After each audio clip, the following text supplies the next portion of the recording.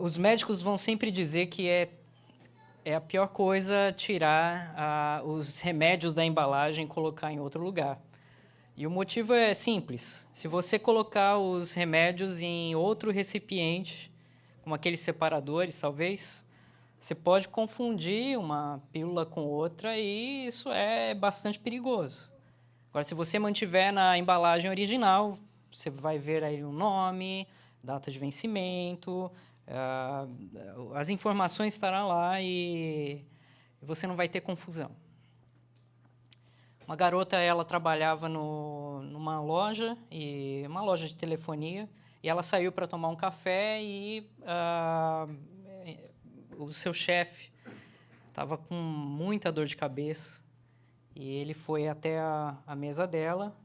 Ela não viu, ela não estava lá. Quando ela voltou, o chefe estava ali perto e ele disse assim: olha, me desculpe, eu espero que você me perdoe, eu tomei a liberdade de pegar 2 pílulas que estavam aqui, 2 aspirinas, e estava com muita dor de cabeça, e eu tomei e melhorou, agora eu tô bem. E ela falou: oh, que bom, chefe, e o senhor não vai engravidar também. Não era aspirina. Bom, tentei, né, gente? Mas vocês é que foram devagar, hein, dessa vez. Não fui eu, não. Ok. Bom, assim como é perigoso você tomar o remédio errado, colocar o remédio com o rótulo errado, também é perigoso chamar os falsos mestres daquilo que eles não são. E é por essa razão que Pedro passa o capítulo 2 todo falando sobre eles. Nós vimos já semana passada. E na semana passada Deus levanta uma placa para nós e coloca essa placa dizendo: cuidado, falsos mestres. Nós vimos isso do verso 1 até o verso de número 14 da segunda carta de Pedro, capítulo 2. É isso que nós estamos estudando agora. Segunda carta de Pedro, capítulo 2, verso 1 ao verso 14, nós vimos isso na semana passada. Agora Deus coloca outra placa diante de nós e a placa diz assim: cuidado, desvio na pista. Cuidado, desvio na pista. Eu quero que você abra então a sua Bíblia lá e nós vamos ler do verso 15 ao verso 22. Nós vamos finalizar o capítulo 2 da segunda carta de Pedro. Segunda de Pedro, capítulo 2, verso 15 ao verso 22. E a palavra nos diz assim: abandonando o reto caminho, se extraviaram, seguindo pelo caminho de Balaão, filho de Beor, que amou o prêmio da injustiça, recebeu, porém, castigo de sua transgressão, a saber, um mudo animal de carga, falando com voz humana, refreou a insensatez do profeta. Esses tais são como fontes sem água, como névoas impelidas por temporal. Para eles está reservada a negridão das trevas, porquanto, proferindo palavras jactanciosas de vaidade, engodam com paixões carnais, por suas libertinagens, aqueles que estavam prestes a fugir dos que andam no erro, prometendo-lhes liberdade, quando eles mesmos são escravos da corrupção, pois aquele que é vencido fica escravo do vencedor.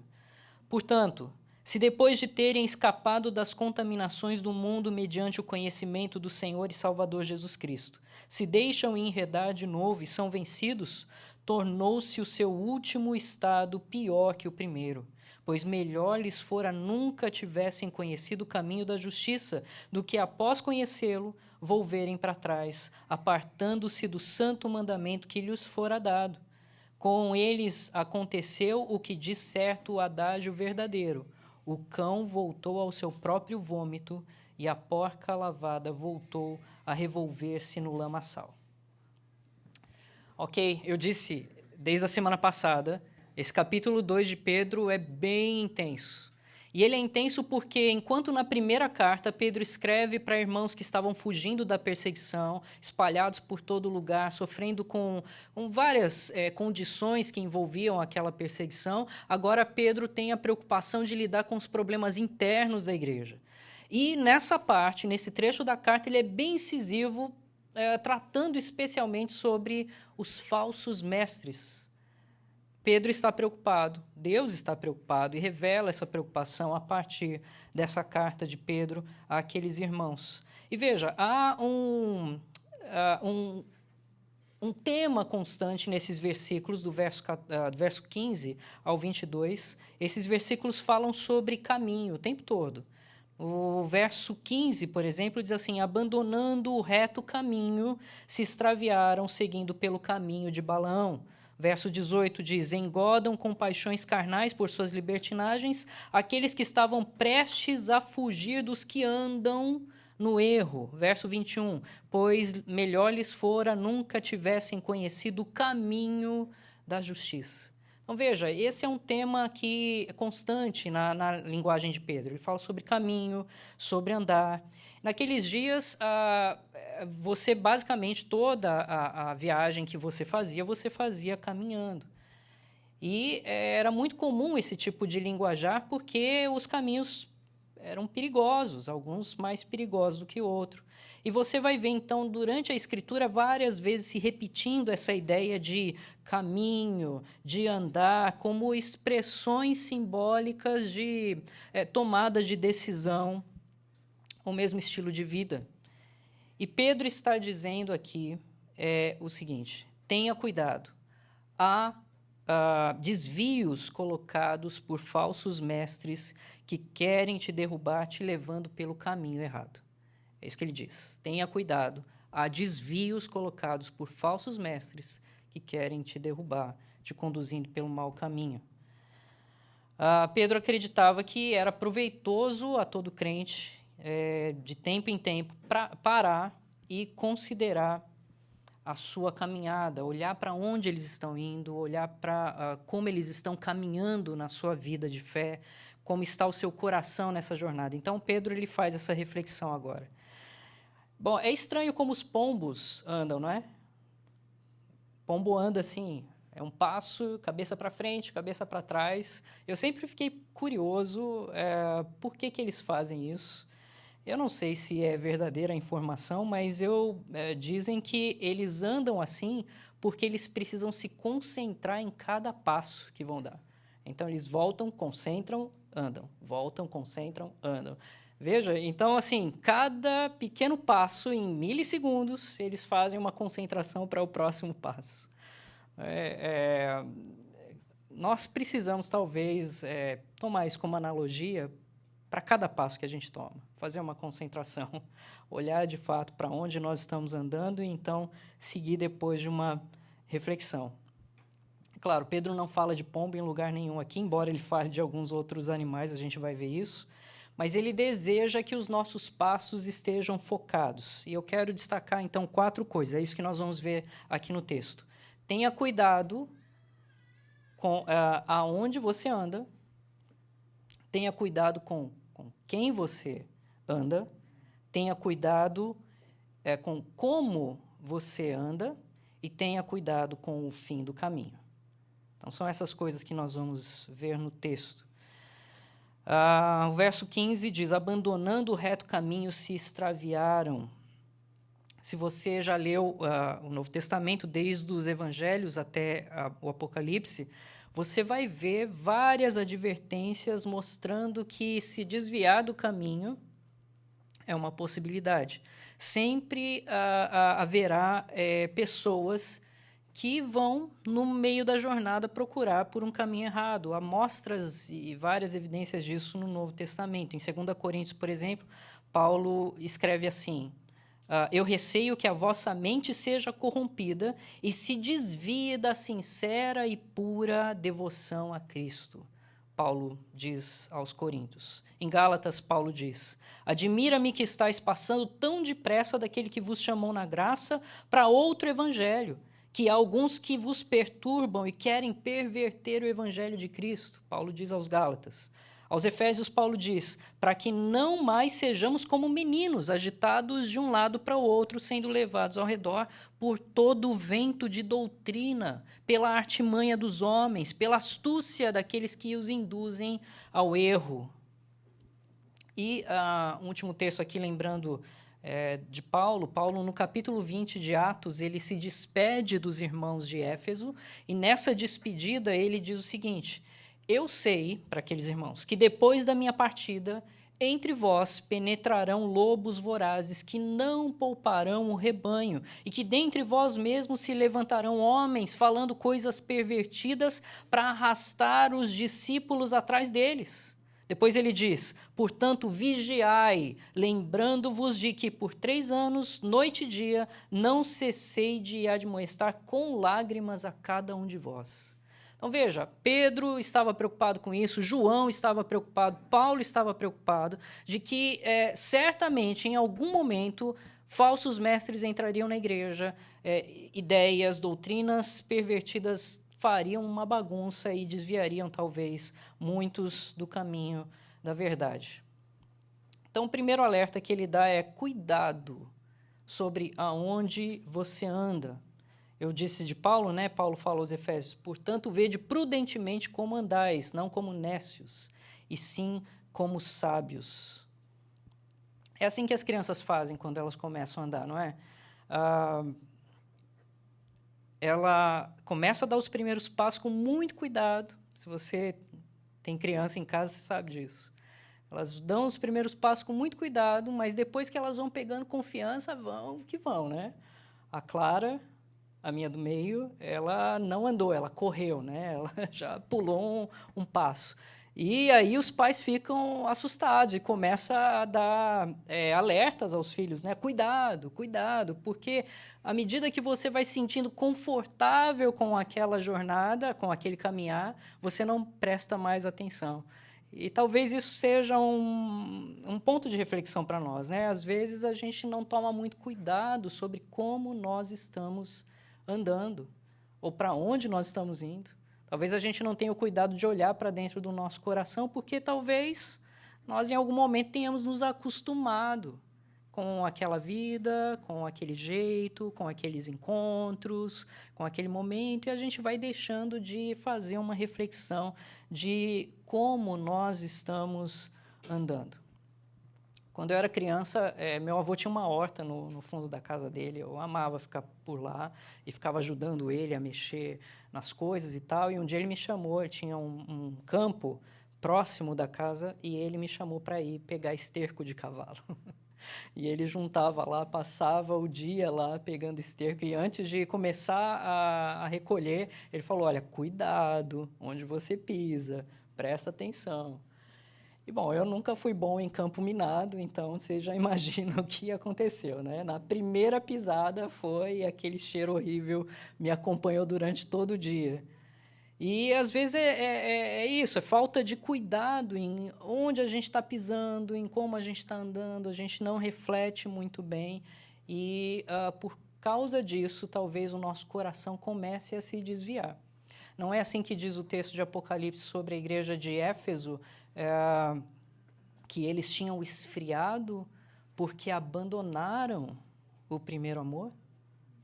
Eles eram firmes em doutrina, conheciam tudo de Bíblia, de alguma forma eles se protegiam até das falsas doutrinas, mas eles não olharam para o seu próprio coração e acabaram, então, se desviando. Isso é um alerta para todos nós. A gente tem um novo ano, uma nova etapa, um novo momento de jornada, nós sempre marcamos assim de alguma forma, de alguma maneira. E nessa nova jornada talvez seja o momento da gente dar um passo para trás e olhar aonde a gente está pisando, né? Esse é um primeiro alerta. O segundo aviso de Pedro aqui é: tenha cuidado sobre com quem você anda. Sua companhia de amigos nessa jornada é muito importante. Com quem você anda é muito, muito, muito significativo. Você provavelmente deve saber que o segredo para você manter a atenção sobre alguma coisa, sobre algum hobby em particular, é você se juntar com pessoas que gostam daquela mesma coisa. Vocês conversam sobre aquilo, vocês trocam informações sobre aquilo, vocês alertam um ao outro sobre aquilo, sobre novas coisas, novos movimentos. Então, você tem clube de leitura, clube de tricô, clube de moto, clube de carros, clube de games, clube de futebol, né?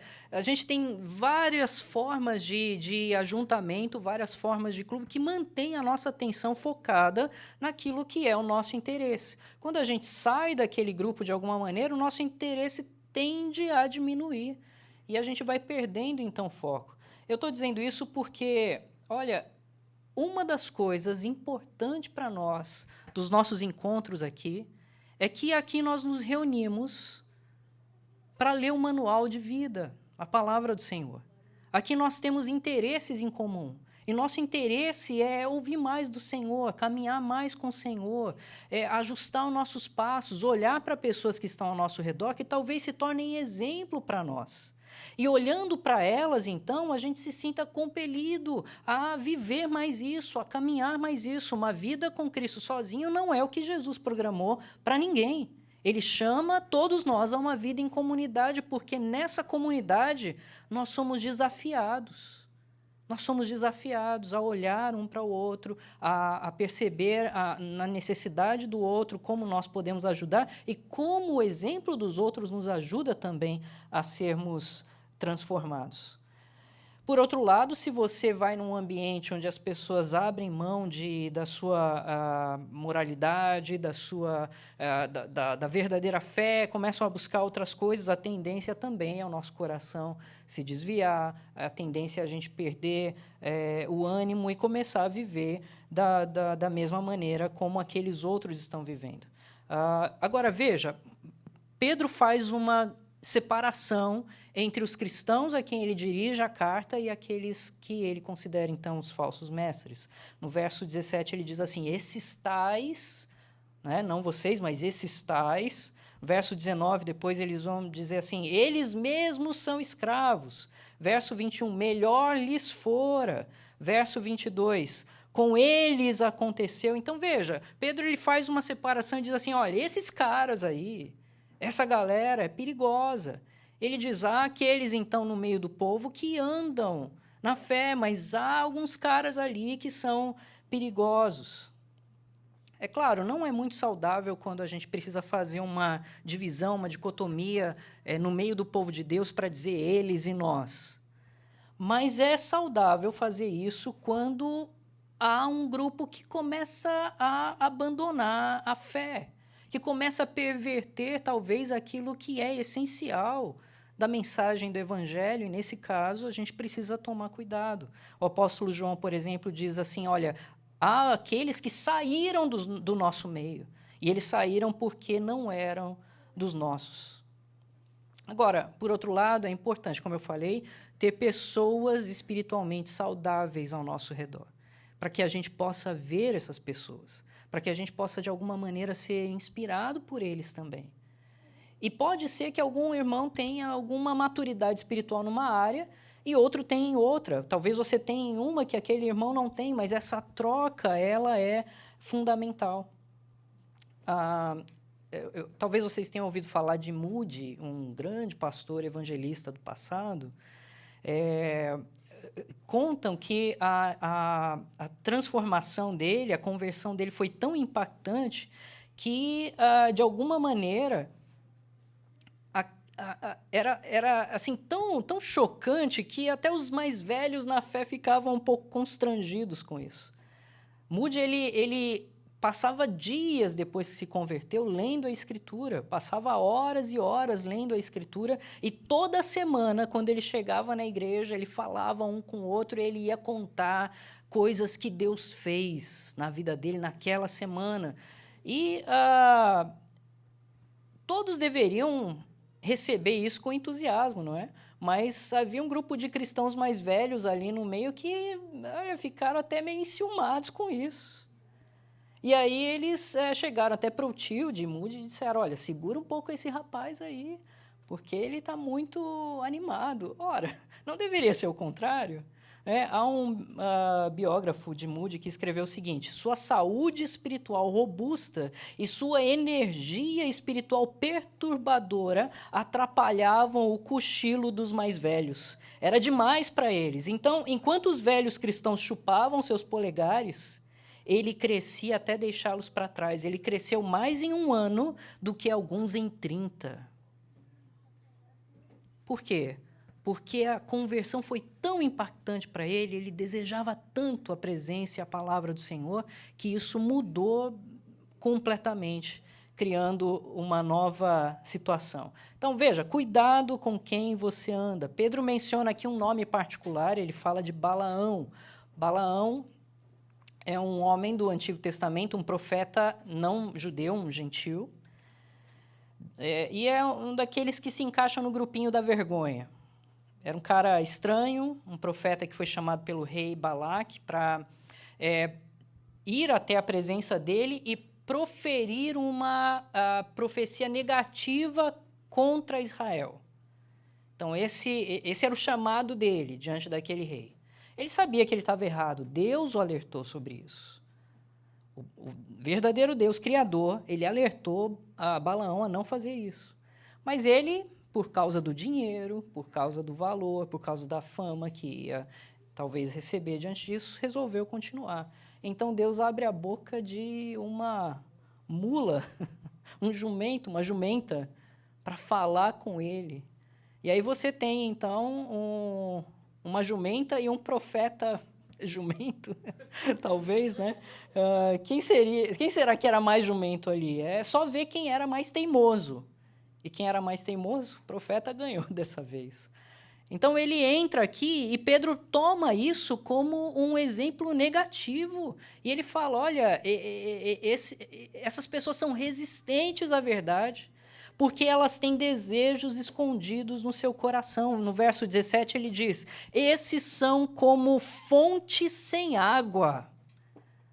Sabe, não há nada mais angustiante do que quando você está morrendo de sede, você vai num bebedouro e você aperta o botão lá e não sai nada. Você quer água. E ele diz, olha, eles são como fontes sem água, prometem muito, mas não entregam nada.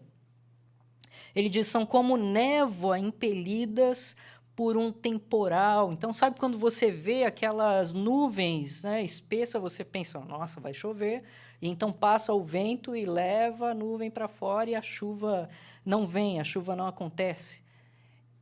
É assim que funciona com os falsos mestres. Falsos mestres geralmente são grandes oradores. Eles chamam a atenção das pessoas por causa do seu carisma, da sua eloquência, eles impressionam as pessoas. Mas quando você analisa, então, o que eles dizem, você fica impressionado que não é nada. Eu fico até, às vezes, desconcertado com isso, porque muitas vezes as pessoas ficam impressionadas com a forma de alguém falar sem avaliar o conteúdo do que essa pessoa está falando. Então, alguém fala e fala alto, fala bonito, e todo mundo diz amém.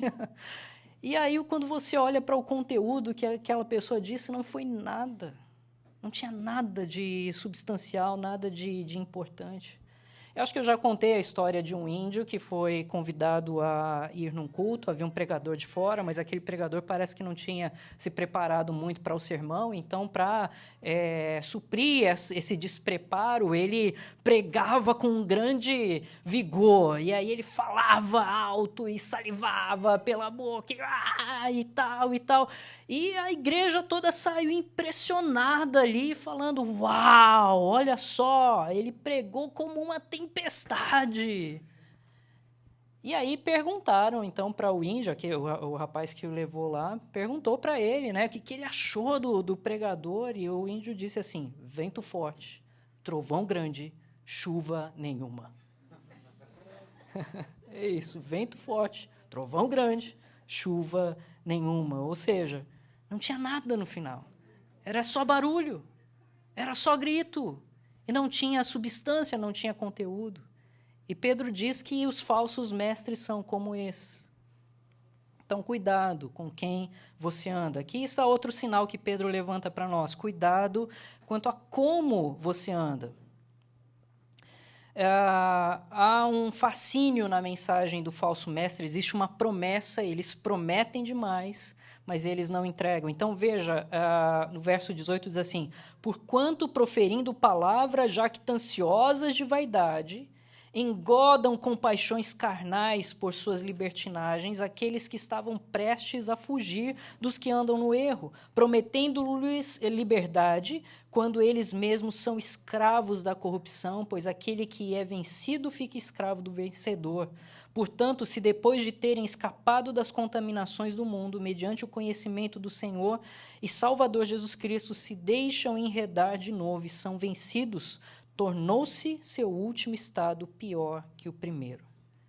Eles prometem grande liberdade e dizem, olha, venha, seja livre, aqui você pode viver como você quiser, fazer o que você quiser. E essa sedução da liberdade, na verdade, inclina eles para o caminho da escravidão. Pensam que vão encontrar liberdade e acabam sendo escravos de talvez uma ideologia, de uma falsa religiosidade. Esses dias eu ouvi um pregador no Brasil, não podia ser em outro lugar, né, que diz que recebeu a unção do cajado de Moisés. Ele era do Rio. Ele disse que depois da unção do cajado de Moisés, ele recebeu o espírito de Elias. E porque ele recebeu o espírito de Elias, ele era o último profeta. E sendo o último profeta, ele tinha autoridade para amaldiçoar a cidade do Rio de Janeiro. Esse é o nível das coisas que a gente tem visto por aí. Né? Agora, o que os falsos profetas vão fazer é que eles vão modificar a mensagem do Evangelho, talvez vão tornar a caminhada do Evangelho muito larga, enquanto Jesus diz que o caminho é estreito, e vão bagunçar, né, com aquilo que realmente a palavra de Deus ensina. E as pessoas vão sendo seduzidas por isso, achando que ali elas encontram, então, a libertação, a liberdade das tradições que amarram ela, e agora ela vai num novo e puro ambiente, um ambiente onde ela encontra realmente o que a Escritura diz que estava escondido para o mundo inteiro, exceto para aquele pastor, exceto para aquele mestre. A gente precisa ter muito cuidado com isso. É incrível a quantidade de pessoas que dizem, eu vou à igreja para me sentir melhor, eu gosto do ambiente, eu gosto das pessoas, eu quero um lugar onde as pessoas digam que eu estou bem e que me faça sentir melhor comigo mesmo. E tem muitos que vão dizer assim que, olha, eu sou uma pessoa muito espiritual, né? Por isso eu gosto do ambiente da igreja. Bom, parabéns. Todos, na verdade, são espirituais. Todo ser humano tem espírito e todo mundo é inclinado à espiritualidade de alguma maneira. A questão é, você é salvo em Cristo Jesus? Você reconhece o Senhor como seu único, suficiente Salvador? Você realmente tem a sua vida entregue a Ele, a ponto de abrir mão do eu para servir aquilo que Ele nos convida, ou para fazer aquilo que Ele nos convida a fazer? Jesus disse, e a gente precisa repetir isso várias e várias vezes, inclusive para o nosso coração. Jesus disse, eu sou o caminho, a verdade e a vida, ninguém vem ao Pai senão por mim. Ele é o único caminho. E o nosso coração precisa ser tomado sobre essa verdade. E nós precisamos anunciar essa verdade também. Esses dias eu tive a oportunidade de sentar com um casal de judeu. Aí, quando eu descobri que eles eram judeus, aí eu falei, vocês vão ouvir. E fui do Antigo Testamento de ponta ao Novo Testamento, especialmente quando ele me fez uma pergunta sobre por que eu acho que o mundo está assim. Aí foi a chance. Tomara, eu oro para que Deus mova o coração deles, porque no meio da conversa eu disse, olha, é isso que o Senhor diz, eu sou o caminho, a verdade, a vida, ninguém vem ao Pai, senão por mim. Vamos orar para que Deus faça essa modificação. Bom, esse é um dos alertas. O outro alerta e o último alerta é: tenham cuidado com o fim do caminho. Os 2 últimos versículos diz assim: pois melhor lhes fora nunca tivessem conhecido o caminho da justiça, do que após conhecê-lo volverem para trás, apartando-se do santo mandamento que lhes fora dado. Com eles aconteceu o que diz certo adágio verdadeiro: o cão voltou ao seu próprio vômito, a porca lavada voltou a revolver-se no lamaçal. Não é uma maneira muito gentil de se referir aos cachorrinhos, né, e aos porquinhos. Mas é isso mesmo que eles fazem, não é? Eles não eram animais de estimação na época. Eram animais que corriam pela cidade procurando por lixo. Os porcos eram considerados inúteis. Nunca foi um elogio, na verdade, se chamar alguém de cachorro ou chamar alguém de porco. Nem hoje é, né? No verso 12, nós vimos lá na semana passada, Pedro descreve os falsos mestres como animais irracionais. Então, o quadro se completa aqui quando ele diz: o cão voltou ao seu próprio vômito e a porca lavada voltou a revolver-se no seu lamaçal. E por que esses animais fazem isso? Essa é a minha pergunta. Eu diria, porque é a sua natureza.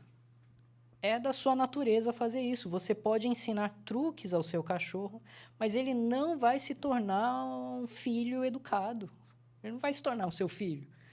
Ele não vai se tornar educadinho em tudo. Quando ele vomitar, por mais que você tenha ensinado, ele provavelmente vai voltar ali para lamber o seu vômito. Você pode colocar uma gravata borboleta em um porco. Ele vai ficar engraçadinho. Mas quando ele tiver a oportunidade de se jogar no lamaçal, ele vai fazer.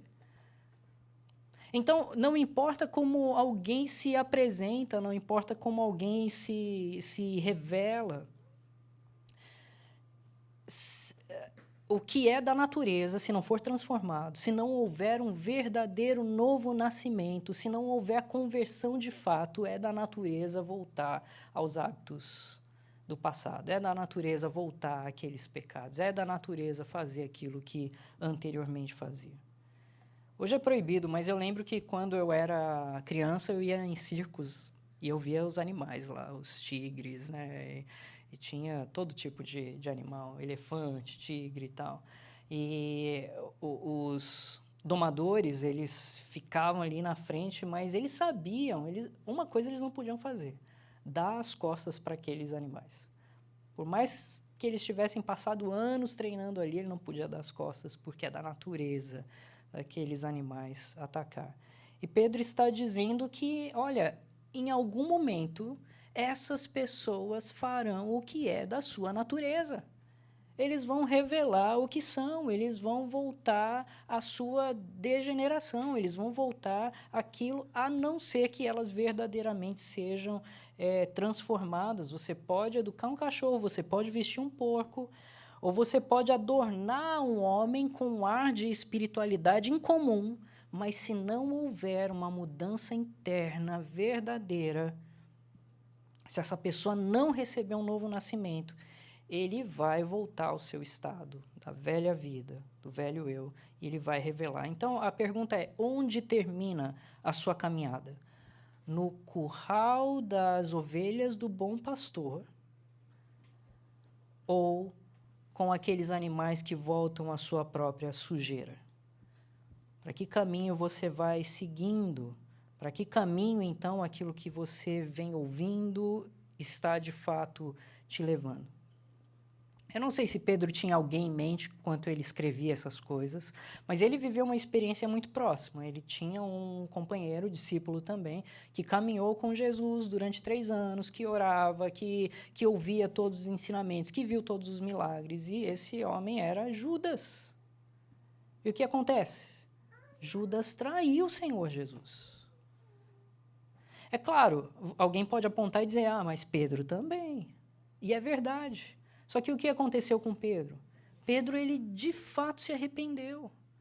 E ele volta para o Senhor contrito, arrependido, e ele pede: Senhor, olha, me perdoa, me transforma, enquanto o outro perdido, desolado na sua condição, amargurado com a situação que ele criou, ele tira a sua própria vida. Então, você tem, por um lado, aquele que mesmo no tropeço aqui e ali, ele se arrepende, ele volta para o Senhor, ele reconhece a sua necessidade do Senhor, ele se entrega mais uma vez e segue. E esse homem foi honrado, tanto que nós temos entre nós pessoas com o nome dele, Pedro. Agora, você conhece alguém que tem o nome de Judas? Nem cachorro eu conheço com o nome de Judas, não é?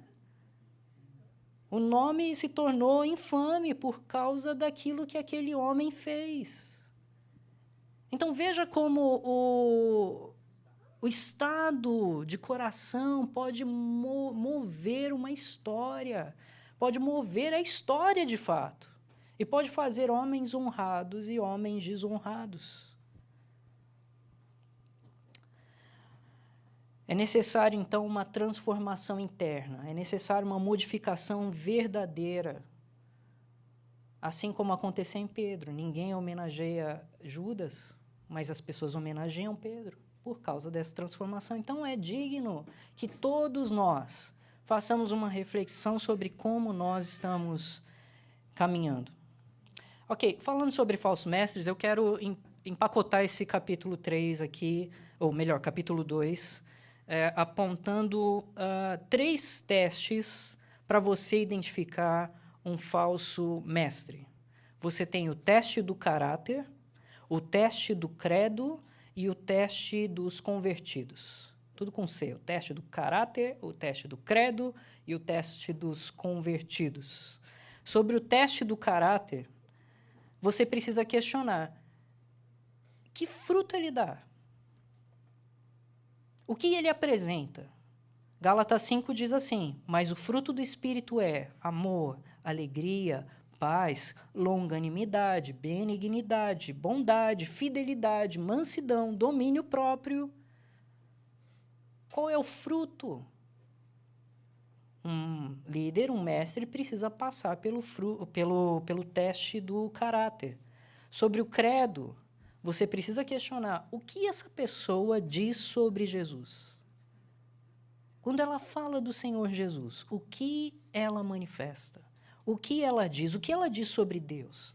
Ela alarga o caminho que é estreito? Ela mexe com verdades fundamentais? O que essa pessoa diz sobre Jesus? Ele precisa passar pelo teste do credo.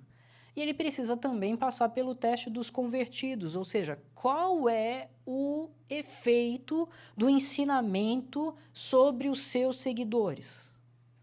Onde aqueles seguidores vão depositar a sua alegria? Qual é a fonte do ânimo deles? Como é a vida de santidade deles? Como é a vida de oração deles? Eles são frios e legalistas? Eles têm uma moralidade solta? Eles vivem uma vida egoísta? Qual é o efeito daquele tipo de ensinamento na vida daqueles que ouvem a sua voz?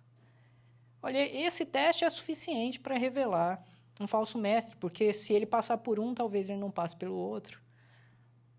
Você precisa colocar todos debaixo desse critério e me coloquem debaixo desse critério também. Eu oro a Deus para que eu seja aprovado, mas me coloquem debaixo disso. Eu tenho a alegria e a bênção de estar cercado de pessoas que amam ao Senhor Jesus, que se entregam verdadeiramente ao Senhor Jesus, e isso me dá um sinal de que nós estamos no caminho certo.